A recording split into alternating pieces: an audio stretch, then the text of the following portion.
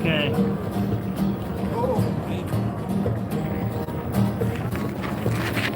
Hey, what's up, everybody? We over here with Mama D. Hi there. And it's, you know me, I'm the Erick the Goat guy, and it's been a long time since I was able to say hello Yeah. to Mama D. So, so you are with Change? What do you Change? I am with Change Homelessness, and my real name is Gabriella Duncan. Yeah, Gabriella Duncan. And they call me Mama G. A lot of times I end up with the name of somehow. Hi, good to see you. Everybody loves her look. She got lots of fans. Yeah, lots of hugs. So I'm just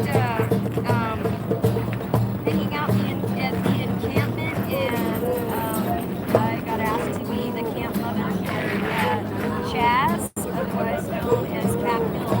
Yeah. And Erick and I know each other from a long time ago at the Dearborn Suite, but it used to be Nicholsville. So it was the last time we were on that. So a few years ago, there was an organization to build like a camp for homeless people. They built tiny homes and they did that type of thing, which was really awesome and all thoughts. But I'm sad to see the house that got torn down and still in the garbage and all that. I was really involved with like standing up for the homeless and keeping that type of thing. I know that you want to talk to you more about things. So knowing Erick, it was really fun to be around Erick, and he was such a really good joy to be in the encampment. And he had his coach with him, which has always been with him. It was a lot of fun to just be there and have that light-hearted spirit and have someone else who's looking to create community and then also make changes for the better for all of us to kind of be part of this one big family that we all are right now. And so the coach used to hop on my car. He used to love that. Let me check everybody. Can you guys hear us? Can you guys hear us? Like, wow, you've already got people talking. Yeah. Don't pay no attention to them. They some of them kind of rude, but it doesn't really matter because we That's all right. interview. I'm not worried about it.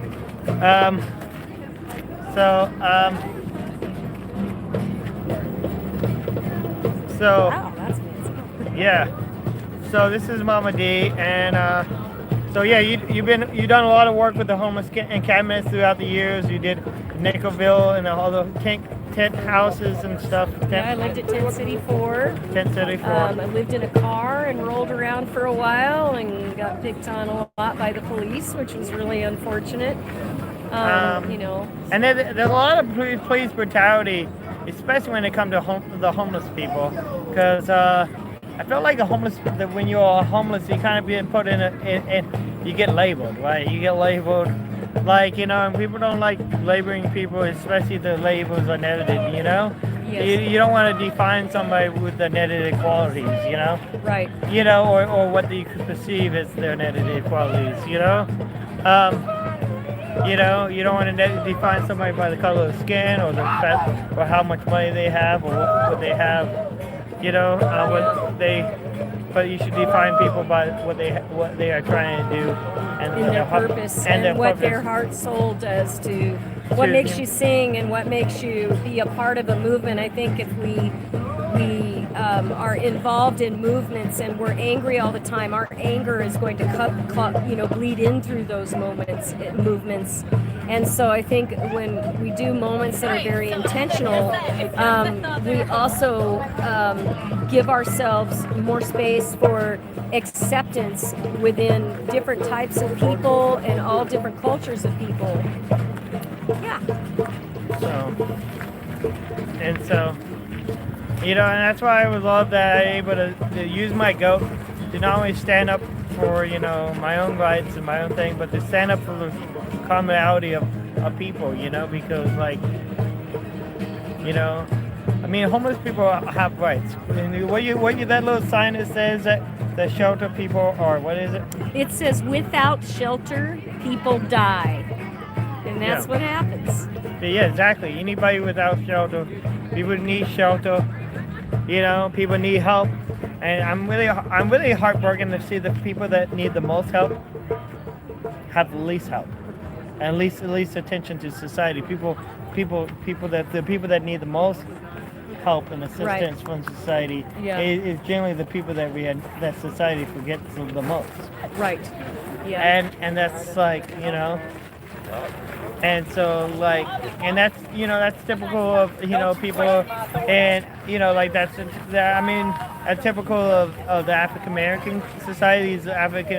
These people that have been generational people that have been pushed down by society and put in bad neighborhoods and put in bad society, but there are also people that are generational homeless too. So yes, there is a lot of that too.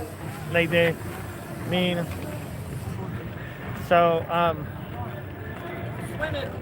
and just so I don't know, a lot of what is being talked about through here is the fact that not the fact that we want to get rid of the government or get rid of the police, but we want to change the police the way they operate and the operation. I think if an officer had a bottle of water in his holster and maybe some snacks and could administer like immediate gifts in kind to someone, because we've gotten to the point where officers automatically suspect everybody. I was recently accused of trying to outrun a motorcycle cop on the freeway coming from Issaquah to Seattle. And it was me and my very tiny elderly friend that was 80 years old, and he got up to the window, and it was very dangerous where we were at. He was a motorcycle cop, and my son passed away a year ago, so I was trying to be very careful about where I pulled off on the side of the road. And the first thing he said when I opened the window and the phone went, I turned the camera on right after that, and he said, "You were trying to outrun me."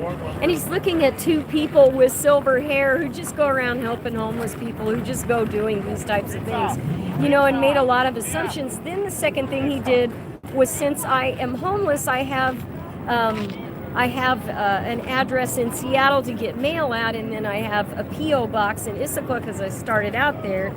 And so then he accused me of not paying my taxes, and from that point on, I had the whole thing on tape, or on video, And so I've had some, like when a cop chased me one night, followed me for about 2.5 miles from Genesee Park all the way to Skyway and back, kicking me out of a handicap space with a fully registered vehicle that had insurance on it, and I was not creating a problem of any kind. And so these kind of things are showing us that these police officers are becoming very aggressive, and aggressive is not how you handle some of our neighbors that live outside that are really struggling with mental health issues. And so it's about all these people here at Chaz that are living in tents that are trying to demonstrate. Huh? Called CHOP. CHOP. Well, CHOP Chaz. I guess it could be either one, because I'm hearing Chaz and CHOP interchangeable like that.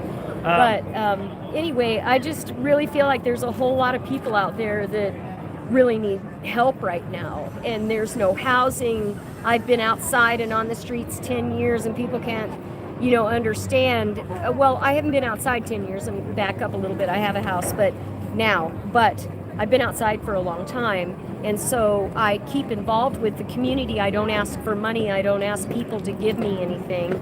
I just talk about the issues that are really a struggle for homelessness. So, and that's really important, and everything. And I think so. And I think what we need to do is instead of police being, trying to punish everybody for the things that they done wrong. Mm-hmm. I have a feeling that I don't know if it's really going to work out, and I don't really know, but I think definitely the government and the police and the whole way the system deals with people that need help is deal with them is a way, give them a place to go and heal themselves from whatever mental illness that they have, and whatever reason they need. Because I feel like a lot of times the people that done bad things, that done wrong or done bad things, that they need a place, they need a wake up. They definitely need. Sometimes they need a wake up call, but also they need time to they needed time to realize what they done and they heal from it. And the way the gels and the system is, it's not a very healing situation, you know. And you know, so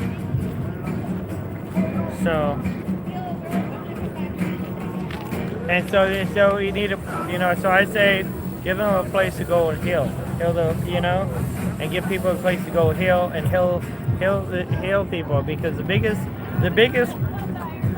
biggest we all say we are going through a pandemic right now. Yeah. But the biggest pandemic that we are going through as society is not this virus that we are talking about. Because what is spreading faster than this virus is the mental health, because we all been mistreated, and then we all have to, and then we have walk around with this bad heavy burden, and then we end up mistreating each other and pointing fingers at one another, and the biggest, and then when we do things to other people, we give them the burden, and then the burden just keeps getting passed along. Eventually people just got to stop and put down that burden, and come together and start doing things that are not a heavy burden, but it's a burden that society that we're going to do. So I guess I'm just going. So yeah. Well, I appreciate you listening to me and allowing me to listen to you and like bounce ideas off of each other. So I want to talk about the how you met me and how I was part of the Deer So community. at Camp Dearborn, just to put the two pieces together, we met there at Camp Dearborn. You were part of like the community there. That was a very light-hearted thing. It was lovely to have your goat there and visit and climb all over my car. Yeah. And so I was really amazed because one night you explained to me how electricity worked. Do you remember that? Yeah. And do you remember how you were showing me how switches and things do the whatnot? Yeah. And I can't remember all of it. But it's one of the few things that I do remember after having an accident and kind of, you know, losing some of my memory. But I just know that having you around and the lighthearted spirit of people are really important, and we forget that diversity is really important to our creating a culture that's very, I mean, the world is such a beautiful place with so many mindsets, and to listen to them all would take 100 years. And so listening to your heart and moving through and helping people through that, as you do what your sole purpose is, it's worth every minute of spending it that way. And so I noticed that when you came into the encampment, you had a lot of really good things to say to people, a lot of uplifting, cheerful things to say, and the goat was always just such a lovely visitor too. And so I appreciated your activism and your being there and helping people and walking along with him. And then of course, like sitting, remember we had to bury somebody while we lived there in that tent, and we had the memorial service. And so it was a really difficult time to have all those people swept off that hill. All the people swept off that hill. I mean, it was just a struggle. And so it was really great having you there. Yeah, so, so I was glad I was able to film that. It's one of my first live streams I did was on that hill, actually. So that was, oh, wow, I'd love to see that live stream. Yeah, send it to me. Yeah, I gotta look for it, but yeah, so. Well, I appreciate it. I'm probably going to have to get up and run now because we were a little bit later than I planned. But I appreciate everybody for coming, and please everybody and support for her and me. Please like, subscribe, and share the videos. I'm glad I was able to this is the Mama Camp right here in the garden camp in the up here on Capitol here. All right. So. Thank you so much. I appreciate you.